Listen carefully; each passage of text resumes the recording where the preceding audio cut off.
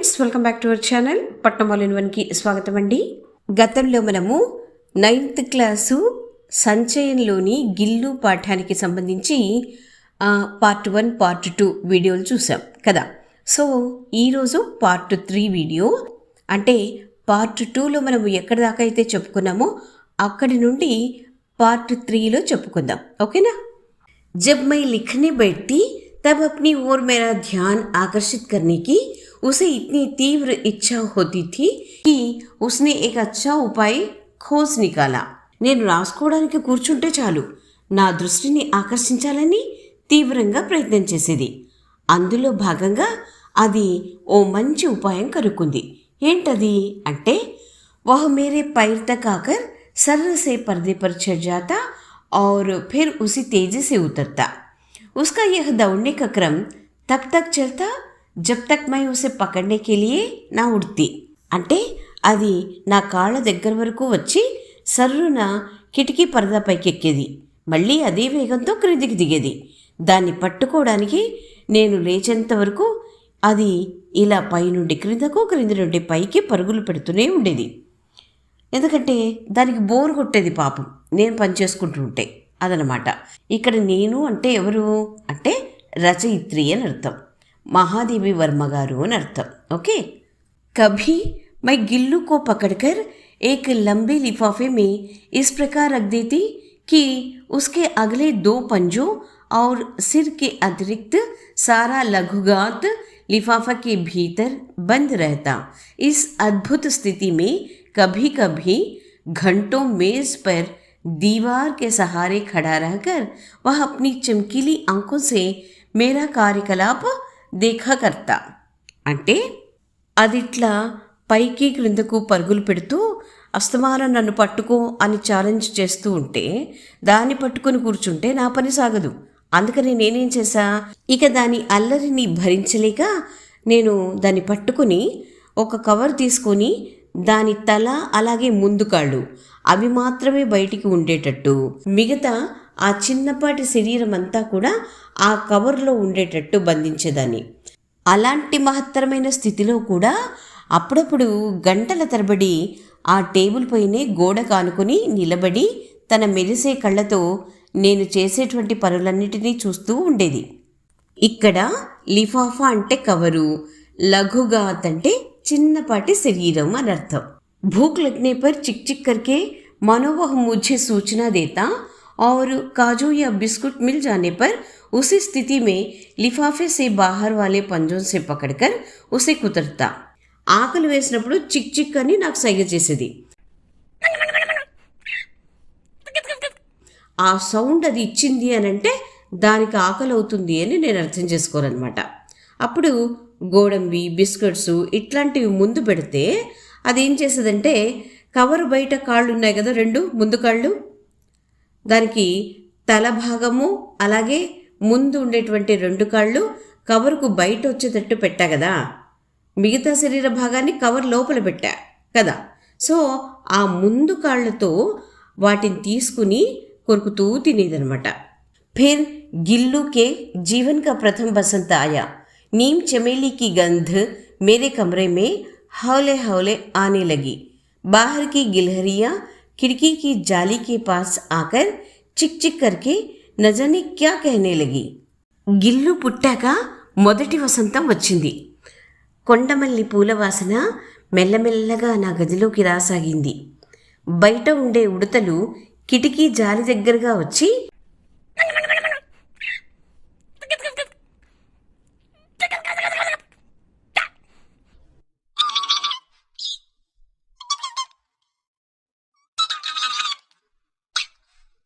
చిక్ చిక్ అని శబ్దంతో ఏం చెబుతున్నాయో ఏమిటో. गिल्लू को जाली के पास बैठकर अपनेपन से बाहर झांकते देखकर मुझे लगा कि इसे मुक्त करना आवश्यक है. मैंने कीले निकालकर जाली का एक कोना खोल दिया और इस मार्ग से गिल्लू ने बाहर जाने पर सचमुच ही मुक्ति की सांस ली. इतने छोटे जीव को घर में पले कुत्ते बिल्लियों से बचाना भी एक समस्या ही थी. గిల్లు కిటికీ జాలి దగ్గరగా వచ్చి బయట ఉండేటువంటి ఉడతలను అంటే తన సొంత వాళ్ళని చూస్తున్నట్టు ప్రేమగా చూస్తూ ఉంటే దాన్ని స్వేచ్ఛగా బయటికి వదిలేయడమే మంచిదనిపించింది నాకు. సో అందుకని ఏం చేసా, ఆ కిటికీకి మనము మెష్ను ఫిక్స్ చేసినప్పుడు కొన్ని మేకులు కొట్టింటాం కదా, ఆ మేకులను తీసేసి మెష్ను చిన్నగా కట్ చేసి గిల్లు బయటికి వెళ్ళడానికి ఓ చిన్న దారిని చేశా. గిల్లు కూడా అలా బయటికి వెళ్ళడంతో ఊపిరి పీల్చుకున్నట్లయింది పాపం దానికి. నిజానికి ఇంత చిన్న జీవులను ఇంట్లో ఉండేటువంటి కుక్క, పిల్లి లాంటి ఇతర పెంపుడు జంతువుల నుండి కాపాడడం కూడా చాలా కష్టమే. ఈ మాటలన్నీ ఎవరు చెప్తున్నారు? రచయిత్రి. సో ఆ విషయాన్ని మనం మర్చిపోకూడదు. ఓకే. आवश्यक कागज पत्रों के कारण मेरे बाहर जाने पर कमरा बंद ही रहता है। मेरे कॉलेज से लौटने पर जैसे ही कमरा खोला गया और मैंने भीतर पैर रखा, वैसे ही गिल्लू अपने जाली के द्वार से भीतर आकर मेरे पैर से सिर और सिर से पैर तक दौड़ लगाने लगा। तब से यह नित्य का क्रम हो गया। ఏదైనా అవసరమైన పేపర్ల కోసం నేను బయటికి వెళ్ళినప్పుడు నా గది తలుపులు మూసి ఉంటాయి. నేను కాలేజీకి వెళ్ళినప్పుడు అది కూడా ఆ కిటికీ గుండా బయటకు వెడుతుంది. మళ్ళీ నేను కాలేజీ నుండి రాగానే, అంటే నా అడుగు ఇంట్లో పడగానే, అంతవరకు బయట ఉన్నదల్లా అమాంతము ఆ కిటికీ గుండా లోపలికి వచ్చేసి నా కాళ్ళ నుండి తలపై వరకు, తలపై నుండి కాళ్ళ వరకు పరుగులు తీస్తుంది. రోజు ఇదే తంతు. దానికి ఒక అలవాట్లాగా మారిపోయింది. ఆవిడ బయటికి వెళ్ళినప్పుడేమో ఇది బయటికి వెళ్ళిపోతుంది, దాని ఫ్రెండ్స్తో ఆడుకుంటుంది. ఆమె ఇంటికి రాగానే ఇది లోపలికి వచ్చేస్తుంది. అట్లా వచ్చేసి ఊరుకుంటుందా? లేదు. పొద్దుటి నుండి ఈవిడను చూసిండదు కదా, అదేదో పట్టరాని సంతోషంతో ఈమె కాళ్ళ నుండి తలపై వరకు, తలపై నుండి కాళ్ళ వరకు అలా పరుగులు తీస్తూ తన ప్రేమను వ్యక్తం చేస్తూ ఉంటుంది. సో అదనమాట గిల్లు కథ. मेरे कमरे से बाहर जाने पर गिल्लू भी खिड़की की खुली जाली की राह बाहर चला जाता और दिन भर गिलहरियों के झुंड का नेता बना हर डाल पर उछलता कूदता रहता और ठीक 4 बजे वह खिड़की से भीतर आकर अपने झूले में झूलने लगता. సో ఈ పారాగ్రాఫ్లో ఏం చెప్తున్నారు రచయిత్రి అంటే, ఇందాక మనం చెప్పుకున్నాం కదా, సో అదే విషయమే ఇక్కడ చెప్తున్నారు. నేను బయటికి వెళ్ళగానే గిల్లు కూడా ఆ కిటికీ మెషుకు ఓ మూలన చిన్నగా కట్ చేసి దారి చేశాను కదా, దాని గుండా బయటికి వెళ్ళి పొద్దునంతా ఉడుదల లీడర్గా ప్రతి కొమ్మపైన ఎగురుతూ దూకుతూ ఉంటుంది. కరెక్ట్ 4 అయ్యేసరికి అదే కిటికీ గుండా లోపలికి వచ్చి తన ఇల్లు లాంటి ఊయలలో ఊగుతూ ఉంటుంది. मुझे चौंकाने की इच्छा उसमें न जाने कब और कैसे उत्पन्न हो गई थी. कभी फूलदाने के फूलों में छिप जाता, कभी पर्दे की चुन्नट में और कभी सोन जूही की पत्तियों में. నన్ను సర్ప్రైజ్ చేయాలనే కోరిక దానికి ఎప్పుడు పుట్టిందో ఏమిటో కానీ, ఓసారి పూలకుండీలోని పూలల్లో, మరోసారి కర్టెన్స్ మడతల్లో, మరోసారి పసుపు పచ్చ మల్లె మొక్క ఆకుల్లో, ఇలా ఒక్కోసారి ఒక్కో చోట దాక్కుని నన్ను సర్ప్రైజ్ చేస్తూ ఉండేది. मेरे पास बहुत से पशु पक्षी है और उनका मुझसे लगाव भी कम नहीं है, परंतु उनमें से किसी को मेरे साथ मेरी थाली में खाने की हिम्मत हुई है ऐसा मुझे स्मरण नहीं आता. నా దగ్గర నేను పెంచుకునే ఎన్నో పశుపక్షాదులు ఉన్నాయి. వాటన్నిటితో కూడా నాకు తక్కువేమీ అటాచ్మెంట్ లేదు. కానీ వాటిలో ఏవి కూడా నాతో పాటు నా కంచుల్లో తినేంత ధైర్యం చేసినట్టు నాకేమీ గుర్తులేదు. गिल्लू इनमें अपवाद था. मैं जैसे ही खाने के कमरे में पहुंचती, वह खिड़की से निकलकर आंगन की दीवार बरामदा पार करके मेज पर पहुंच जाता और मेरी थाली में बैठ जाना चाहता. बड़ी कठिनाई से मैंने उसे थाली के पास बैठना सिखाया, जहाँ बैठकर वह मेरी थाली में से एक एक चावल उठाकर बड़ी सफाई से खाता रहता. काजू उसका प्रिय खाद्य था और कई दिन काजू ना मिलने पर वह अन्य खाने की चीज़ें या तो लेना बंद कर देता या झूले से नीचे फेंक देता था. కానీ గిల్లు నేను పెంచుకునేటువంటి ఇతర పశుపక్షాదుల మాదిరి కాదు. ఇది కొంచెం భిన్నమైనది. నేను డైనింగ్ రూమ్లోకి వెళ్ళగానే అది కిటికీలో నుండి బయటకు వచ్చి ఇంటి ప్రాంగణపు గోడ, అలాగే వరండా, దాటుకుని డైనింగ్ టేబుల్ పైకి చేరి నా కంచంలో కూర్చోవాలని చూస్తుంది. చాలా కష్టం మీద నా ప్లేట్ దగ్గరగా కూర్చోవడం నేర్పించా. అలా కూర్చుని నా కంచంలోని ఒక్కో మెతుకు తీసుకుని నీట్గా తినేది. దానికి గోడంబి అంటే చాలా ఇష్టము. అయితే ఏ రోజైనా గోడంబికి బదులుగా ఇతర పదార్థాలు తినడానికి ఇస్తే వాటిని తినడమైనా స్టాప్ చేసేది, లేదా తన ఊయల నుండి విసిరి పడేసేది. उसी बीच मुझे मोटर दुर्घटना में आहत होकर कुछ दिन अस्पताल में रहना पड़ा. उन दिनों जब मेरे कमरे का दरवाजा खोला जाता, गिल्लू अपने झूले से उतरकर दौड़ता और फिर किसी दूसरे को देखकर उसी तेजी से अपने घोंसले में जा बैठता. सब उसे काजू दे आते, परंतु अस्पताल से लौटकर जब मैंने उसके झूले की सफाई की तो उसमें काजू भरे मिले, जिनसे ज्ञात होता था कि वह उन दिनों अपना प्रिय खाद्य कितना कम खाता रहा. అదే టైంలో ఓ బైక్ యాక్సిడెంట్లో నేను గాయపడి కొన్ని రోజులు హాస్పిటల్లో ఉండాల్సి వచ్చింది. ఆ రోజుల్లో నా గది తలుపులు తెరుచుకుంటే చాలు తన ఊయల నుండి దిగి పరిగెత్తుకుంటూ గదిలోకి వచ్చేదట. అక్కడ వేరే వాళ్ళని చూసి మళ్ళీ అదే వేగంతో వెనక్కి వెళ్ళి తన గూడులో కూర్చుండిపోయేదట. వచ్చిన వాళ్ళంతా కొన్ని జీడిపప్పులు దాని ఊయలలో వేసి వచ్చేవాళ్ళట. నేను హాస్పిటల్ నుండి ఇంటికి వెళ్ళంగానే దాని ఊయలను క్లీన్ చేద్దామని చూస్తే చాలా జీడిపప్పులు అలాగే ఉండిపోయి ఉన్నాయి. దాన్ని బట్టి చూస్తే నేను హాస్పిటల్లో ఉన్న రోజుల్లో అది దానికిష్టమైన జీడిపప్పును చాలా తక్కువగా తిన్నదని తెలుస్తుంది. గిల్లుకు ఇష్టమైనటువంటి జీడిపప్పులను అది ఎందుకు తీసుకోలేకపోయింది?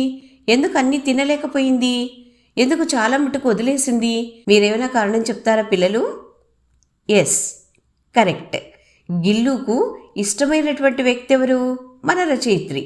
మరి ఆవిడ ఏ కారణం చేతనైనా కనిపించకుండా పోతే దానికి దిగులే కదా. ఆ దిగులులో అది సరిగ్గా తిండి తినలేదు అదనమాట. సో ఈవెందో దానికి ఎంతో ఇష్టమైనటువంటి జీడిపప్పు అయినప్పటికీ కూడా అంతకంటే ఇష్టమైనటువంటి వ్యక్తి కనిపించకుండా పోయినప్పుడు దానికి చాలా దిగులేసింది, చాలా బాధేసింది. ఆ బాధలో దానికి తిండి సహించలేదనమాట. అందుకని చాలా జీడిపప్పులు అలా వదిలేసేసింది తినకుండగా. మనం కూడా అంతే కదా. మనకిష్టమైనటువంటి వ్యక్తులు కొన్ని రోజులు కనిపించకుండా పోతే మనకు బాధే కదా, దిగులేస్తుంది కదా. ఆ దిగులులో మనకు తిండి ఏమాత్రమూ సహించదు, అవునా? మళ్ళీ వాళ్ళు కనిపించంగానే ఎక్కడ లేని ఉత్సాహం వచ్చేస్తుంది మనకు కదా. సో గిల్లు కూడా అంతే. मेरी अस्वस्थता में वह तकिए पर सिरहाने बैठकर अपने नन्हे नन्हे पंजों से मेरे सिर और बालों को इतने हौले हौले सहलाता रहता कि उसका हटना एक परिचारिका के हटने के समान लगता. ఇక్కడ తకియేపర్ అంటే దిండుపైన, సిరహానే అంటే తలవైపు, హౌలే హౌలే అంటే మెల్లమెల్లగా, సహలానా అంటే నిమరడం. నేను హాస్పిటల్ నుండి వచ్చాక, అంటే హాస్పిటల్ నుండి వచ్చిన వెంటనే కొంత నలతగా ఉంటుంది కదా, అట్లాగనమాట. కొంత అస్వస్థత ఉండింది కదా. అప్పుడు గిల్లు నా దిండుపైనే కూర్చుని తన చిట్టి పంజాలతో నా తలను మెల్లగా నిమురుతూ ఉండేది. అది కాసేపు పక్కకు పెడితే ఓ సేవకురాలు పక్కకు తప్పుకున్నట్లు అనిపించేది అంటున్నారు రచయిత్రి. నిజమే కదా. హాస్పిటల్ నుండి వచ్చిన వెంటనే మనము చలాకీగా యాక్టివ్గా తిరుగుతామా ఏంటి? కొంత నీరసము, కొంత అస్వస్థత అయితే ఉంటుంది కదా, పూర్తిగా పోయి ఉండదు. సో అట్లాగా ఆమె అట్లా అస్వస్థతతో ఉన్నప్పుడు, ఆమె పడుకున్నప్పుడు ఆమె తల దగ్గరి దిండుపైన కూర్చొని తన చిట్టి పంజాలతో ఆమె తలను నిమురుతూ ఉండేదట. ఇక్కడ సేవకురాలు అంటే అనారోగ్యంతో ఉన్నప్పుడు మన బాగోగులు చూసేటువంటి వ్యక్తి అన్నమాట. అంటే మన సొంత వ్యక్తి. అలా మన బాగోగులు చూసుకునేటువంటి వ్యక్తి, 4 సాంత్వన మాటలు చెప్పే వ్యక్తి మన దగ్గర నుండి పక్కకు వెళ్ళిపోతే దిగులుగా ఉంటుంది కదా. ఎట్లాగైతే మనము హాస్పిటల్లో ఉన్నప్పుడు నర్సు మన దగ్గరగా ఉంటే ఓ ధైర్యం ఉంటుంది. ఆమె అట్లా పక్కకు వెళ్ళంగానే మనకు భయం వేస్తుంది. ఎందుకంటే సడన్గా ఏమన్నా అయితే మనల్ని కాపాడేది ఆమె అన్న భరోసా. అట్లాగా రచయిత్రికి గిల్లు కూడా నర్సు లాంటిదే. పక్కకు వెళితే వెలితిగా ఉండేదట ఆమెకు, అదనమాట. गर्मियों में जब मैं दोपहर में काम करती रहती तो गिल्लू ना बाहर जाता ना अपने झूले में बैठता. उसने मेरे निकट रहने के साथ गर्मी से बचने का एक सर्वथा नया उपाय खोज निकाला था। वह मेरे पास रखी सुराही पर लेट जाता और इस प्रकार समीप भी रहता और ठंडक में भी रहता। వేసవి కాలంలో మధ్యాహ్నం పూట నేను పని చేసుకుంటూ ఉంటే గిల్లు బయటికి వెళ్ళేది కాదు. అట్లాగని తన ఊయలలో కూడా కూర్చునేది కాదు. అది నాకు దగ్గరగా ఉండడంతో పాటు వేడి నుంచి తనను తాను కాపాడుకోవడానికి ఓ కొత్త ఉపాయం కనుక్కుంది. నా దగ్గరలో ఉన్నటువంటి కూజా పైన పడుకునేది. దానితో నా దగ్గరగా ఉన్నట్లు ఉంటుంది, దానికి చల్లగా కూడా ఉంటుంది.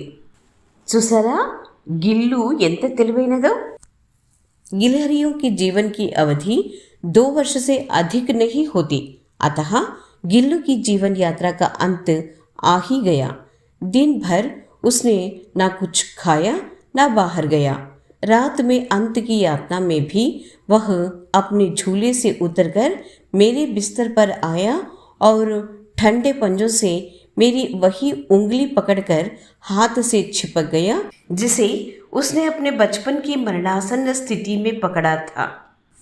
ఉడతల జీవితకాలము 2 ఏళ్ల కంటే ఎక్కువ ఉండదు.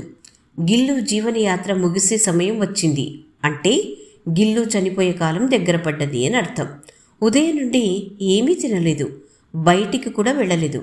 రాత్రి దాని చివరి దశలో కూడా అది తన ఊయల నుండి దిగి నా మంచంపై చేరి తన చల్లని పంజాలతో నా వేలును పట్టుకుని చేతికి అత్తుకుపోయింది. దాని చిన్నతనంలో కాకులు పొడచడంతో చనిపోయే స్థితిలో ఉన్నప్పుడు భయంతో ఎట్లాగైతే నా వేలును పట్టుకుని ఉండిందో అచ్చం ఇప్పుడు కూడా అలాగే పట్టుకొని ఉంది. पंजे इतने ठंडे हो रहे थे कि मैंने जाकर हीटर जलाया और उसे उष्णता देने का प्रयत्न किया, परंतु प्रभात की प्रथम किरण के स्पर्श के साथ ही वह किसी और जीवन में जागने के लिए सो गया। దాని కాళ్ళు చేతులు చల్లబడ్డంతో దానికి కొంచెం వెచ్చదనం ఇద్దామని లేచి హీటర్ ఆన్ చేశాను.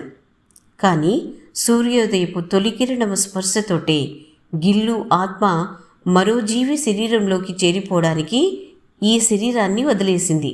అంటే గిల్లు చనిపోయింది అని అర్థం. उसका झूला उतारकर रख दिया गया है और खिड़की की जाली बंद कर दी गई है, परंतु गिलहरियों की नई पीढ़ी जाली के उस पार चिक चिक करती ही रहती है और सोन जूही पर बसंत आता ही रहता है। దాని ఊయలను తీసివేసేశాను, కిటికీ జాలి దారి కూడా మూసివేశాను. కానీ ఉడతల యువతరము కిటికీ అవతల వైపు నుండి తమ నాయకుడి కోసం కాబోలు చిక్ చిక్ అని ఇంకా అరుస్తూనే ఉంది. పచ్చ మల్లె మొక్కకి మళ్ళీ వసంతం వస్తూనే ఉంది. सोन जूही की लता के नीचे गिल्लू को समाधि दी गई है, इसलिए भी कि उसे वह लता सबसे अधिक प्रिय थी, इसलिए भी कि उस लघुगात का किसी वासंती दिन जूही के पीताभ छोटे फूल में खिल जाने का विश्वास मुझे संतोष देता है। सोन जूही అంటే బంగారు వర్ణంలో ఉండే మల్లెపువ్వు అని అర్థం, అంటే పచ్చని మల్లెపువ్వు అని అర్థం. ఓకే, సో ఈ పచ్చ మల్లె మొక్క మొదళ్లలోనే గిల్లుని సమాధి చేశారట రచయిత్రి. దీనికి 2 కారణాలు ఉన్నాయి అని అంటున్నారు ఆవిడ. ఒకటి, ఆ మొక్క అంటే దానికి అన్నిటికంటే ఇష్టమైనదట. రెండవది, మళ్ళీ వసంతం వచ్చినప్పుడు ఆ పచ్చ మల్లెపూల రూపంలో గిల్లు మళ్ళీ వస్తుంది అని రచయిత్రి నమ్మకం. అదే ఆవిడకు చాలా ఆనందాన్ని ఇస్తుందట. ఏది? ఆ నమ్మకమే ఆవిడకు ఆనందాన్ని ఇస్తుంది, అంటే గిల్లు లేదు అన్న బాధను మరిపిస్తుంది అని అర్థం. సో ఇదండి గిల్లు పాఠానికి సంబంధించినటువంటి 3వ భాగము. దీంతో ఈ లెసన్ కంప్లీట్ అయిపోయింది. మరోసారి మరో కొత్త పాఠంతో మరో కొత్త విషయంతో మీ ముందుంటుంది మీ పట్నం ఆల్ ఇన్ వన్.